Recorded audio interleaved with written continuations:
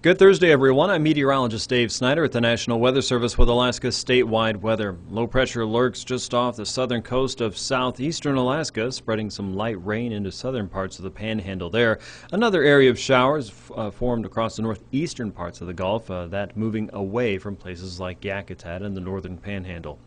At this hour, showers and thunderstorms are firing up across the Brooks Range, most of that contained in the Yukon, a few of those areas along the upper Yukon Valley at this point. Thankfully, not a whole lot of rain seems to be falling over some of the swollen rivers for the interior.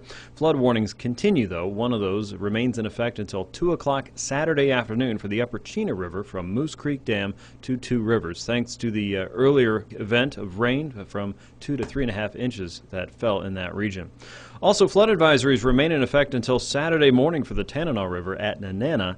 The Tanana River gauge at Nenana was 12.8 feet, which is about 1/3 of a foot above flood stage. The high water is expected to crest early Friday morning and then fall back below flood stage early Saturday afternoon.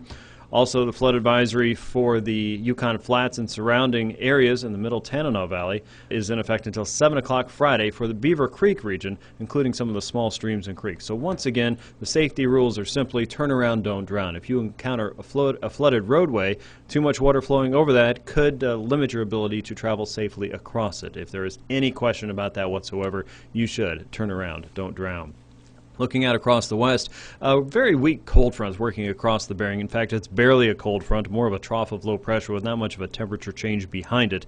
But it is stirring up some clouds, and a little bit of light rain is possible across the central and eastern chain going through Friday, your 4th of July and Independence Day for the United States. Showers and storms across the Alaska Range will be a little more limited as we go into Friday afternoon. Looks like most areas will be experiencing a lot more heat than any widespread precipitation, but afternoon and evening showers and storms are possible in the very long Alaska day. Showers are possible across the Brooks Range. Look for a few of those areas to be relatively light, but stretch from west to east, and a better chance for some scattering of rainfall across southeastern Alaska. As we get into Friday, the 4th of July, some of those could be a little more numerous and a little more heavy in the north than what we'll see in the south. With Alaska's statewide weather, I'm meteorologist Dave Snyder. You can find your weather information online anytime at weather.gov and always on your NOAA Weather Radio. Have a safe and happy 4th.